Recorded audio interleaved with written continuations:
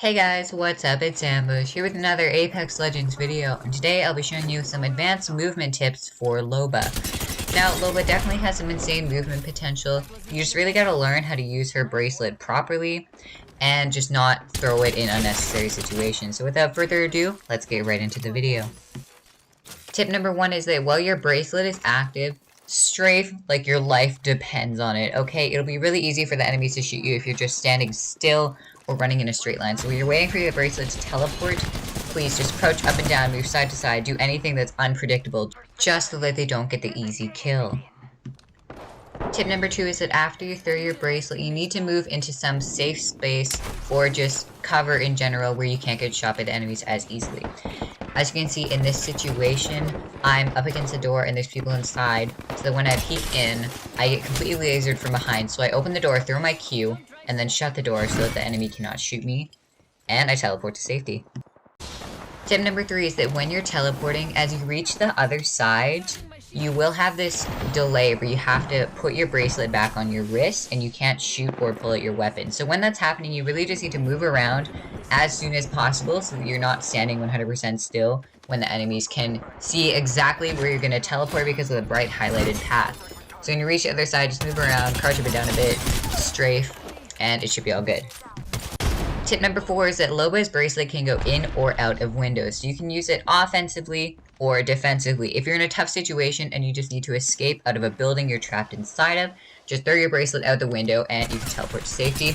But if your team is going to push a fight and you want to get in behind the enemies as sort of a flank situation, you can throw it up through a window and come up behind the enemies. Tip number 5 is that if you're holding a door and there are enemies on the other side that are going to break it down and obviously shoot you when they get through, you can throw your bracelet while you're holding the door, so then when they break the door down, you can just teleport away and you'll be gone.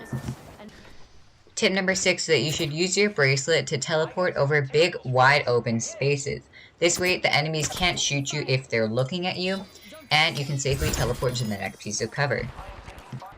Tip number 7 is to building hop. This is basically where you throw your bracelet from one building to another when there's enemies pushing you and you know you can't win the fight. Because that way, you can shoot at them as they try and push you in the new building, and it just gives you more time to get more shots off without them being all up in your face. Tip number 8 is that you should use your ult to block doorways so that enemies can't come in from every different angle and they just have to come in through one door. That's easier to defend and just way easier to handle.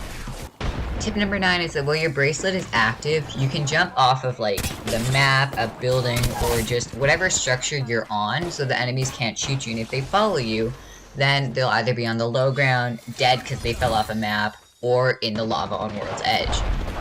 Tip number 10, this is my personal favorite, that's why I saved it for the end.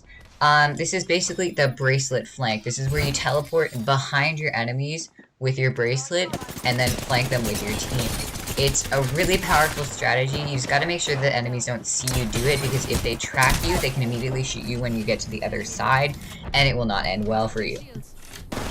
Alright guys, thank you so much for watching the video. I really hope you enjoyed. If you did, please consider liking and subscribing. It really helps me out, and I'll see you next time. Later!